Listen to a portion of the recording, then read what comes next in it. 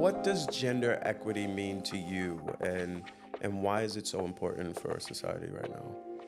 Yeah, so gender equity is just about giving that opportunity. I think it's about opportunity at the end of the day and setting an even playing field because the playing field isn't even at the moment. Welcome to the Voices of Gender Equity, the podcast where we dive deep into the real and raw stories of impact. I'm your host, Henry Cooper, and each episode I'm aiming to inspire and influence you, our listener, into action by bringing you the authentic conversations, success stories, and some practical advice. Join us as we amplify the voices of individuals from all walks of life, activists, scholars, CEOs, and everyday champions, sharing their insights, their strategies, and their journey on driving meaningful change. So whether you're a seasoned advocate or just beginning your journey on this fascinating topic, Voices of Gender Equity is your space to listen, learn, and engage. So welcome to the conversation. Welcome to the Voices of Gender Equity, the real and raw stories of impact. Welcome, everyone. The person that I'm going to be talking with today is the amazing Kate Kirwin.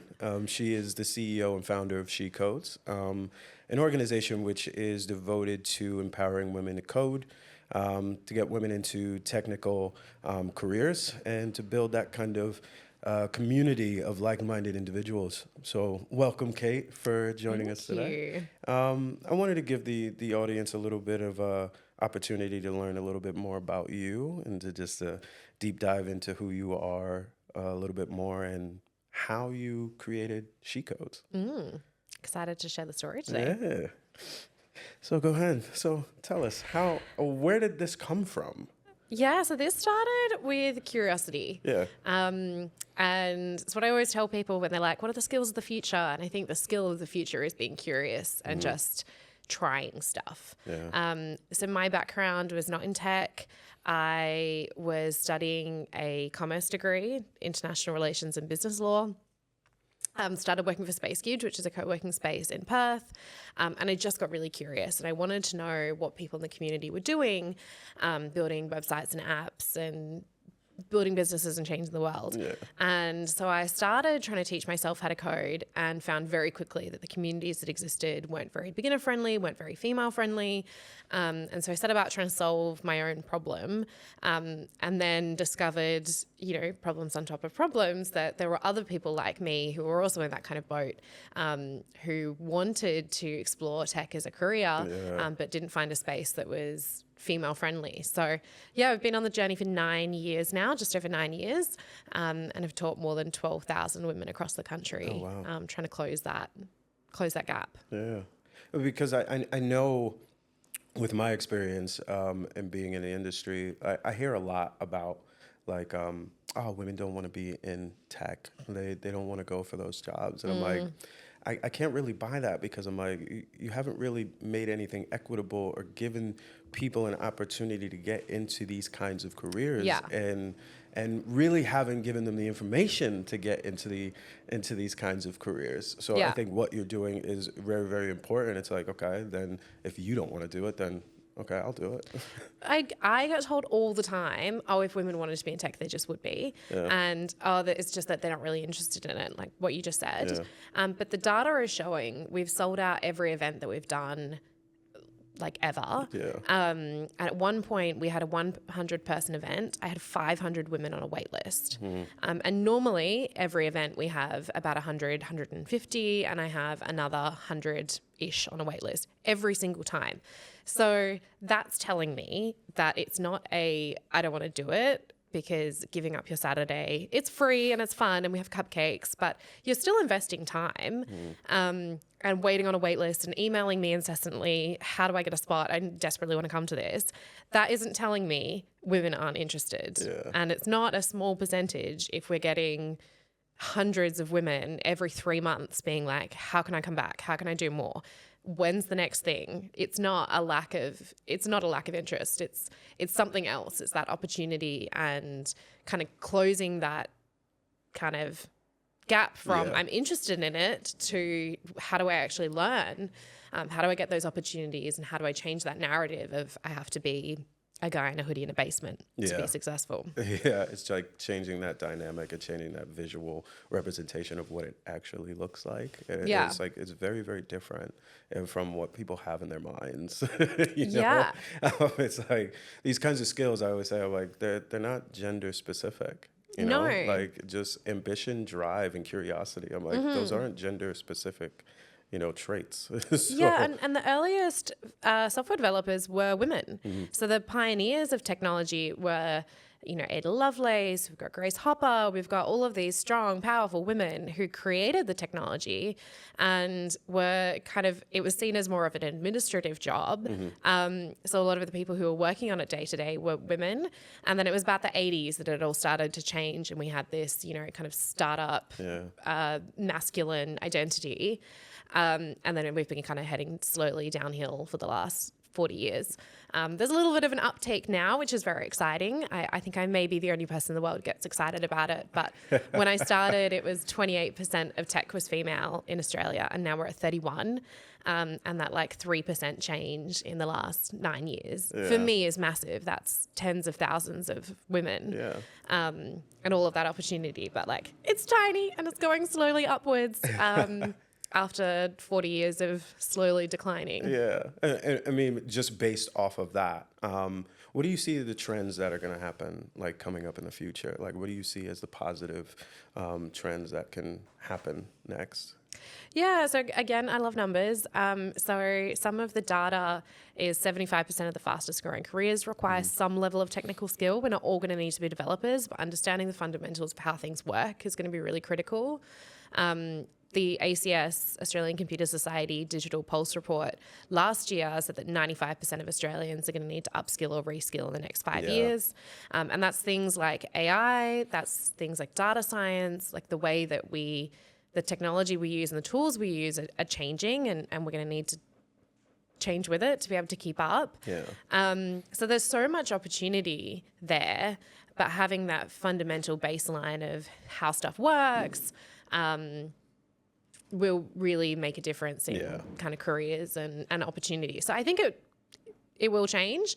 And what I'm really passionate about is making sure that while we've got a changing level of work, that we've got a changing workforce that goes with it, and a diverse workforce, because we're not going to be able to hit innovation goals or productivity goals if we don't have the skill sets in our population. And it's really, really tell it like what you said as what those future jobs are going to be and what they're going to look like. And it's for an organization, I'm like, how would you not tap into half of, you know, your half of the population that we have? Where would you not tap into that, especially with the amount of jobs that are going to be available in the future? And it's also, I think, just good business, because you want people who working on your products that have empathy with your end users. And most products are going to be used by a diverse range of people. So you would want a diverse range of people having input into that so that you're building better products. Teams are safer, they're more productive. I know I don't need to tell you any of this, but there's so many reasons that are just like logical business reasons to be investing in diversity, so that we've got better creativity and better products being built. And then putting on my little sustainability hat then means we're not wasting time and energy and resources. We can be diverting them to solving like other big problems if we're using our energy wisely. 100%. So let me ask you, what does gender equity mean to you, and why is it so important for our society right now? Yeah, so gender equity is just about giving that opportunity. I think it's about opportunity at the end of the day, and setting an even playing field. Because the playing field isn't even at the moment. We were talking about stereotypes before. We're still seeing levels of conscious or unconscious bias in hiring processes, in the way people are promoted, the way that like conversations happen in the workplace. There's still a lot of intrinsic bias against women and minority groups. So gender equity is about kind of balancing that scale and just being like, hey, we support you and let's actively do something about that, not talk about it. Yeah. It's like a lot of people just like the shiny things or the pretty things on the wall, but it's really about, no, it's about the action. So let's have some outcomes instead of just talking about, you know, oh, we do this and we do that. It's no, let's actually see the action behind it. Let's actually change the systems within the organizations and make those equitable so we can start seeing that kind of action happening. Yeah. So yeah, with that, I'm like, you've been doing so much out here. I'm like, I'm trying to keep up with all of the accolades and where you're at sometimes. I'm like, hey, like, how's everything going? Well, I'm here. Not in Perth, but I'm away. So it's what has been like the most empowering and the most rewarding aspect of what you're doing?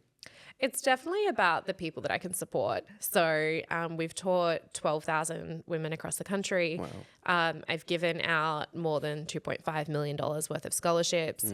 And seeing the women at the beginning of a coding program, we run a 6-month program, from the beginning to the end, and they're a whole different person. They've got a network of other people. They feel like they can fit in. One of my students, Belle, who's in Brisbane, we were talking recently, and she was telling me that when she applied for the program, she was on the floor in her playroom with her toddler, running around, hair a mess, clothes a mess, but she was just like, I really, really want this. Yeah. And she asked me, why did you pick me? And I'm like, I can tell that you need community and that you can do a lot with that community and that support. Because you really need this. And she did the program. She was in a digital marketing role, was able to do more with her digital marketing background with the technical element. Applied for a Women in Digital award last year and won Digital Marketer of the Year. And then has been involved as a mentor and a facilitator. And has been able to kind of move up in her career. And she told me that that award that she won, the program gave her the technical skills she needed to develop the thing that got her the recognition. But the community gave her the confidence to be like, I can do this. I am worth this. And I'm just going to go out and ask for what I want. And seeing that shift in her from, you know, a mum on the floor in the playroom with her toddler to a couple of years later being on stage, badass woman. Like, that's what like keeps me up at night, but in a good way. Yeah, that's really, really awesome. And I know I've seen, you know, that actually on display. Like I've been to some of your events and just the awards that happen. It's seeing them go on stage and then the community that they built with each other and the support that they have for each other. And then you see the smiles and you could just see the strength in them as they're walking across or as they're talking about, you know, the projects that they've been working on. It's like, it's so cool to see. And that's why when people say, oh, women don't want to be in these kinds of fields, I'm like, I think that's kind of BS because I've seen it, you know, just on surface level. Like, I've already seen it. So you can't tell me that that's the case. So. Yeah. And I think it's also one of my other favorite stories. My friend Tracy really wanted to be in something in STEM. And in high school, she was told, oh, like you're really chatty and really fun. You probably won't do well in STEM. So you should do business. It's a bold. Yeah. Right? Wow. All right. Like, I don't know how you can be too fun. Yeah.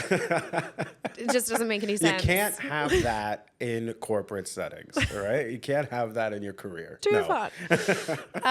And for her, it was meeting me, going to Whitwa, meeting other like fun people and be like, Kate wears pink, Kate's fun, Kate's chatty. I can also do that and I can be my authentic self because she is and they are.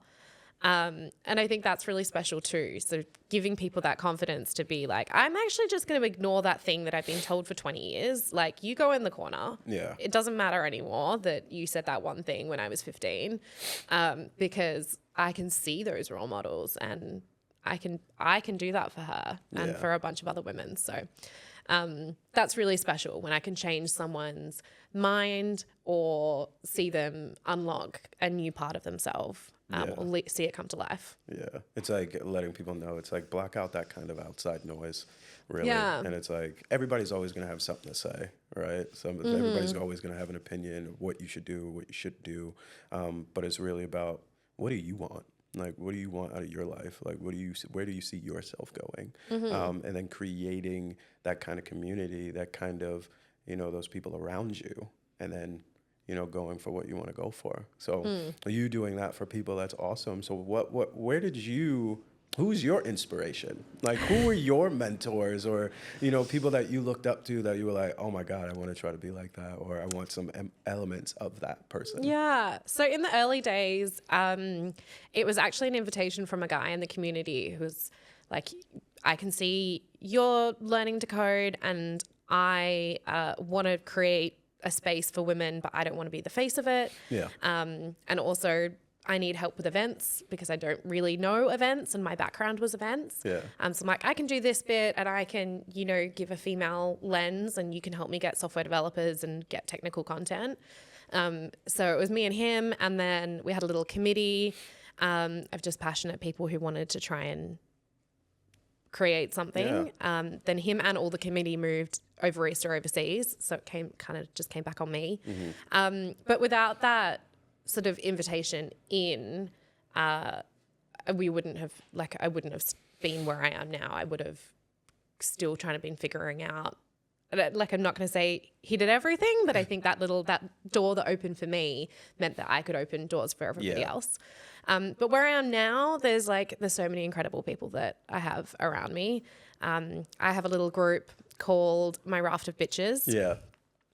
So that's based off an article I read a few years ago that women shouldn't be like queen bees, tearing each other down. Yeah. They should be like otters, because otters hold hands when they're falling asleep so that no one floats away. Okay. So they form a little raft, and female otters are literally called bitches. Yeah. So your raft of bitches is the women that keep you floating. I love that. It's like taking back the word, right? Yeah. It's just a scientific, term.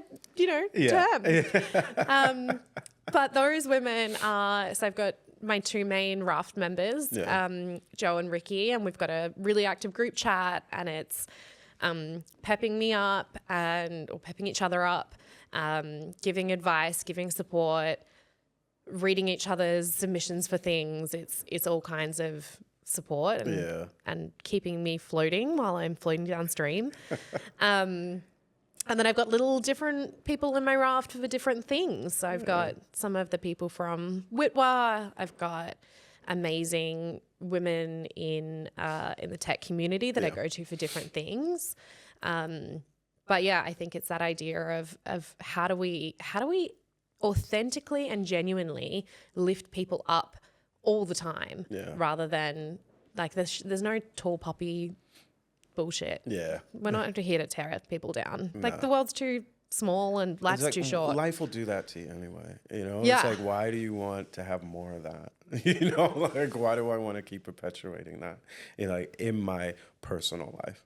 No, it's really, like you said, it's really about authentically helping people without expecting anything in return. That's the main thing for me, where it's just giving back and helping someone out. It's by universal laws of attraction, it's if you help, you get it back threefold. So correct. It's you don't have to really ask for it. It'll happen.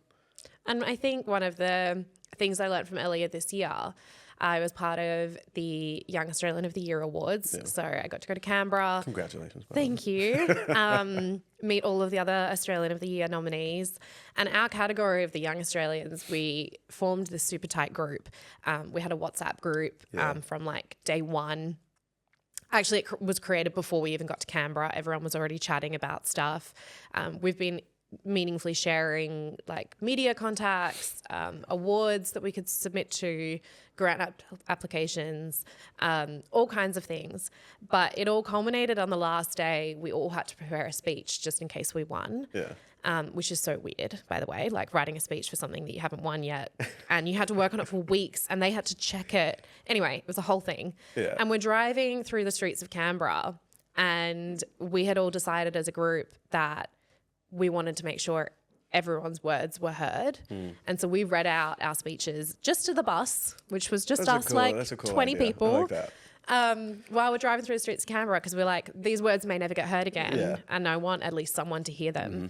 And we were all so excited for like, if any of us won, amazing, and really supportive of each other's successes. It didn't feel like competition.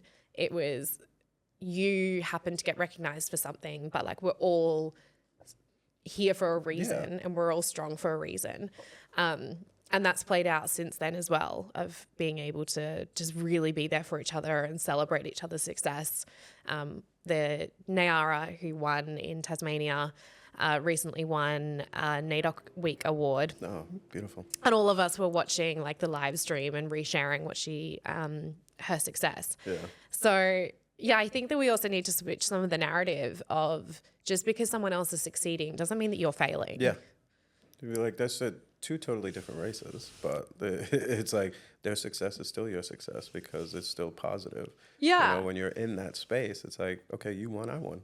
Like it's still, we still have the same kind of common goal. Yeah, you know? It's not a zero-sum game. No. So I really want to change some of that narrative of like, let's just be super excited and supportive of each other, especially 100%. people that are doing things that are hard. Yeah. Let's not make it We all know how harder. this is. We all know how it goes, you know? Yeah. So it's like, just make it easier for each other. Like, just support. That's all.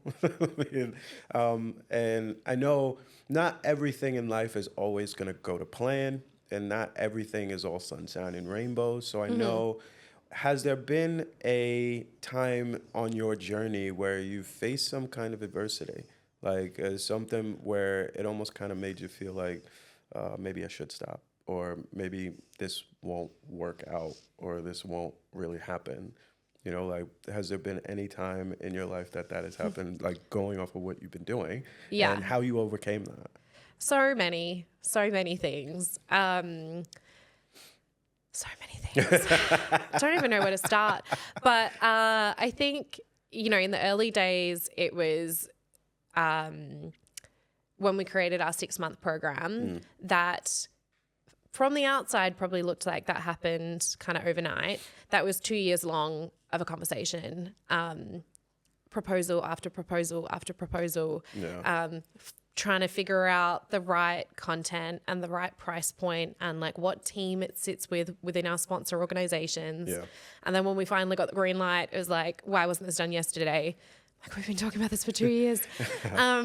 So there's just a lot of persevering and hoping for the best and having a backup if it doesn't work, but hoping for the best. Then we got to 2020 and the plan was always to do 2 cohorts in Perth, 1 cohort in Brisbane. Brisbane, beginning of 2020, I flew over, we did a 1-day workshop, I flew back, and then like a week later we went into lockdown. Yeah. And at the time we were like, what do we do? Do we keep going? And our sponsors were like, maybe we should just pull back on this. It doesn't feel like the right time to expand. But the girls were saying, this is exactly the time that we need to be investing in learning because we're scared about our jobs. We've got loads of time because we've got nothing else to do. Exactly. This is the right time for us to learn. So trying to balance, like, these people are, yes, 100%, let's go right now. And these people are like, actually, maybe let's put the whole thing on ice. Don't know what's happening. Yeah. And trying to balance that and make our sponsors happy while also, you know, getting the work done. But it looked for a while there that wouldn't happen. And now we're on cohort 5 in Brisbane. Oof. And they're all doing really, really well. But that was a whole year of like pain and heartache and trying to run a remote program.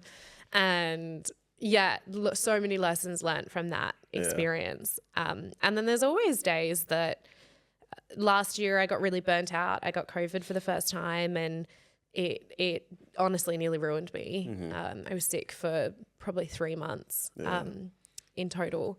And that was trying to exist and trying to figure out like what's the next step for me. And so I did make a bold decision at the end of last year to restructure She Codes as an organization, to make it my whole separate entity, my whole entire thing, where I was previously working for another company doing a few other things, but also mainly doing that. But I knew that I needed something different for me so that I could keep going and so that I could make a version of the work that I do that also aligns with my life and how much energy I have. So yeah, lots of hard decisions. You like learn from that. Okay, let me try to implement that into this now. Yeah.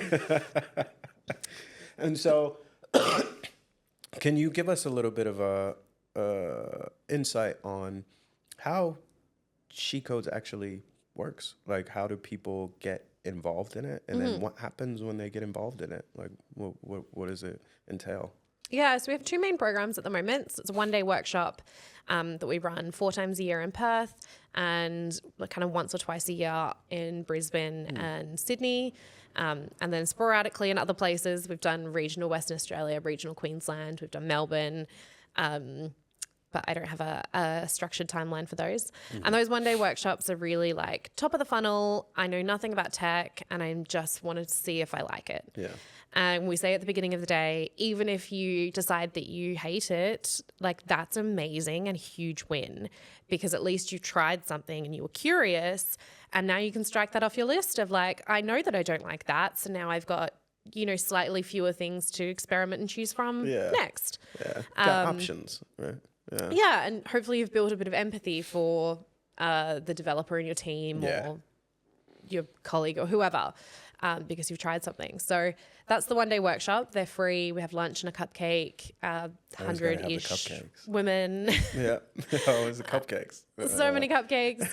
And then our other program is the Plus program. So it's 6 months part-time outside of business hours.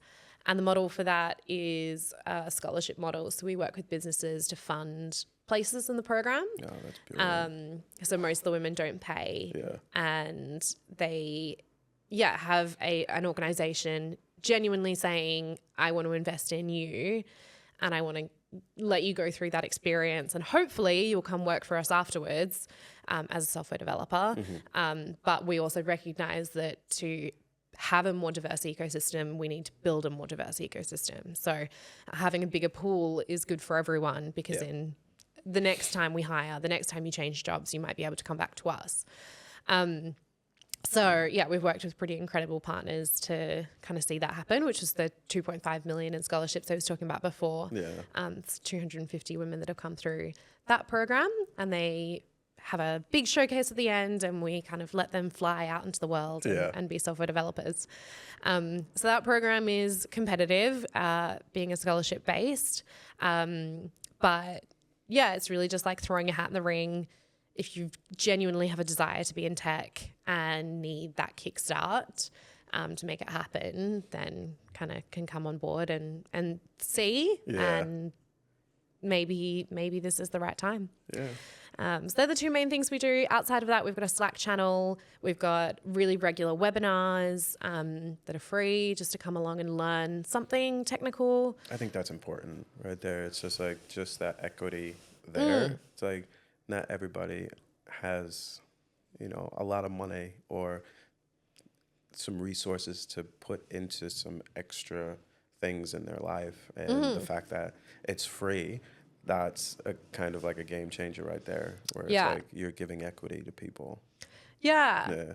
Because there is a lot of, and I'm really passionate that everything we do, I don't want it to be for like just a specific kind of privileged woman.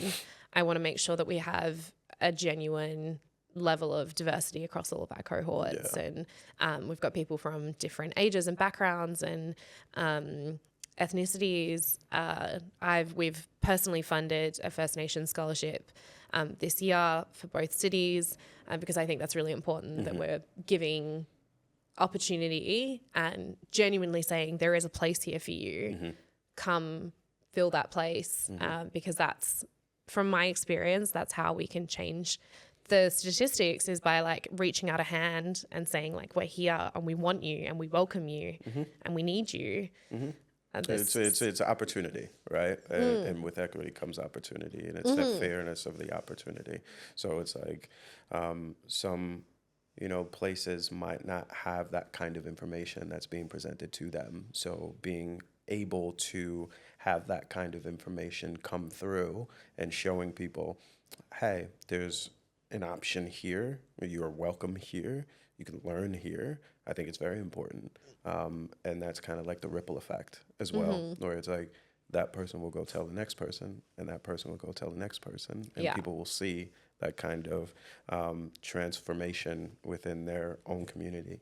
You know? So I think it's brilliant. Like, Thank you. I know a lot of people that have been through your program too, and they're doing great things right now. So I'm like, hey, I always applaud it. So I always want to just share that kind of information to people, like, and what you're doing, because I'm like, this is brilliant, you know. So it's thank you so much. And just based off of that, like, what is next for She Codes? Like, what do you see as the future? Yeah, so our crazy ambitious goal is to impact 100,000 women by 2025, which scares me just about every day because that's so soon. I'm saying like at the end of 2025. Technically, it's still 2025. Yeah, so. we've got some time. But yeah, we've got crazy targets there. So we've directly taught 12,000. Our broader impact estimating is about 40,000, but we've got a little bit of a stretch to go to get to that 100. So that's what we're spending a lot of time and energy on at the moment is how do we broaden that impact and do it in a meaningful way. Are you looking at other states as well? So we're in Brisbane and Perth right now. We will be doing a little bit in Sydney later in the year, and then kind of growing probably again after that. I'm very mindful that I don't want to bite off more than I can chew. That's hard though. Like, it's really, really hard sometimes because you're like, oh, I have this idea. Like, be like, I think we could do this. Yeah, I'm like it that. is, but I think I've learned in the last couple of years that this doesn't happen if I don't have the energy. Yeah. And so I need to also protect myself and my sanity to be able to keep doing impact. And I think that gets lost a lot, particularly in the social impact space, is there's this mindset of you have to do everything humanly possible and like push yourself to crazy levels to be able to have impact. And I want to make sure that what we're doing is sustainable, it's systemic, it's long-term, and it's repeatable, rather than having a huge burst of energy and then like collapsing in a heap and then nothing continues. I want to build a legacy that something does continue after that. Yeah. Does work feel like work for you? Sometimes. Yeah. Like, what do you see? Like, is there like a certain aspect of it where you're just like, oh, I wish I didn't have to do this, or it's like, oh, this does feel like work. Yeah, I think there is in everything. Yeah. Like, even if you love it, there's still some stuff that sucks. Yeah. There's loads of manual things that I'm doing that, you know, probably could be automated if I had the time. Yeah. I'm doing all of my own marketing, accounting, grant writing. Oh. Yeah. That's Just loads of hard stuff. Just the grant writing. I'm like, I feel your pain. Like, Yeah. I know exactly what you're Reconciling talking receipts. about. Yeah. All the fun stuff. So it's not all glamour. I do get to wear a lot of glitter. Yeah. I do get to wear pink, but, you know, there's still reconciling receipts. Yeah. Yeah. 100%. Do you feel like you're working in purpose? Yeah. I think I'm very focused on the outcome that I want to achieve and the impact that I want to have.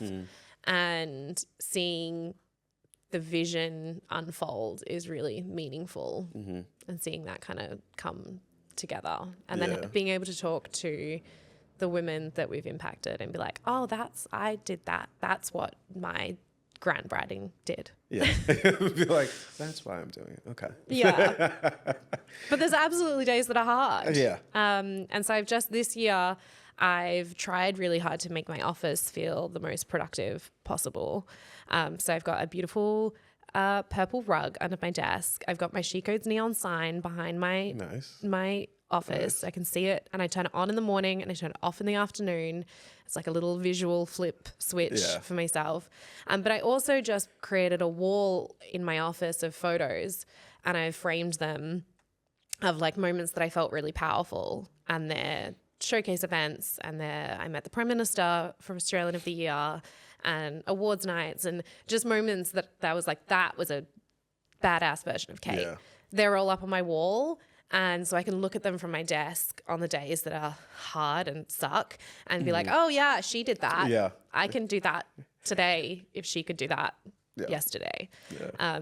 So I found that really helpful and motivating through bits that are hard. That's cool. I like that. Just having that kind of wall reminder of, all the times of where you've been and what you've done and the impact that you've made, and just remembering that. It's like, oh, the days are going to get long and they're going to get tough. But it's like, so were those, so yes. Those days were also tough and hard, and that's what the outcome was for those days. So yeah, I'm a big fan of, celebrating the little wins and making sure that you're telling people about them. Yeah. Because I think that's the other, Australians are really bad at telling people about good things, because we're like, oh, we don't want to seem like we're showing off. You're not, just by me being from the US, it's like we just don't shut up, so it's like the extremes of two out here. Yeah. So I think like the last question that I want to ask you actually is, I know people in their everyday life, or even people when they're in their jobs, it's those kinds of conversations are kind of tough to have around gender equity, and it's what kind of advice can you give to someone that is kind of like struggling to start, or kind of apprehensive to start within their organization, to have those kinds of conversations? What is some of the advice that you can give them? Find a community of people who think like you, or have the same, maybe not necessarily think like you, but have the same end result that they want to get to as you. Yeah. Because a little bit of difference of opinion is good, but if we're all looking to the same direction, then having that tribe around you. And sometimes it's going outside of your organization to other leaders that are doing a good job, or people on LinkedIn that you can see that are, making waves and making change, and chat to them and see if you can build up both your own confidence as well as getting, the inside scoop on what works and what doesn't work. Yeah. And being able to play stuff back. Because I do that with my raft all the time of this is, a conversation I want to have. Let's reenact what that might look like. It's role so play, that you can, just get that kind of dialogue through, and you might get into some questions. They might ask you some questions that you weren't even thinking about. You're like, oh, okay. Yeah. That's insightful. I think I can start thinking about that aspect a little bit. Yeah, that's cool. So build a community. And then I think just getting really curious and asking questions of like, but why do we do it this way? Why not? Why can't we try this? Can we test this for X period of time? Is there a way that we can de-risk whatever change we want to make and just do, a little small version and see if it works, and come up with what a metric of success looks like? Yeah. And then once you've proven a little bit of success, can we do a little bit more and a little bit more? Like, I think that we get scared when we want to change the entire world, and you don't need to change the entire world. You just need to change one tiny part of the world, or one person's world. And once you've changed one person's world, then it makes it a little bit easier to do a little bit more. And it's better to try something and have it fail than to try nothing at all. So I think be brave and try stuff. Oh, that's brilliant. I love that. So thank you so much for being here. Love the work that you do. Thank you. It's absolutely exceptional. Is there any way that people can reach you? Like, is it through website? Is it through socials? So shecodes.com.au is our website, and we're Shecodes Australia or Shecodes AUS on basically every platform. And for me, I'm basically on every platform as either Kate Kirwin, or on Instagram, I'm the Kate Kirwin, because I couldn't get, anyway. The Kate Kirwin. On Instagram. I got to start using that. We're like, the Henry Cooper. The only one, the Kate Kirwin. And I also have a personal website, so you can check out some of the other stuff that I do. So I'm katekirwin.com. And I'm always happy to chat to people on LinkedIn, or sending me an inquiry through the website if you've got questions or want some inspiration or a pep talk or advice. I'm happy to do that or connect you. All right. Thank you so much for this.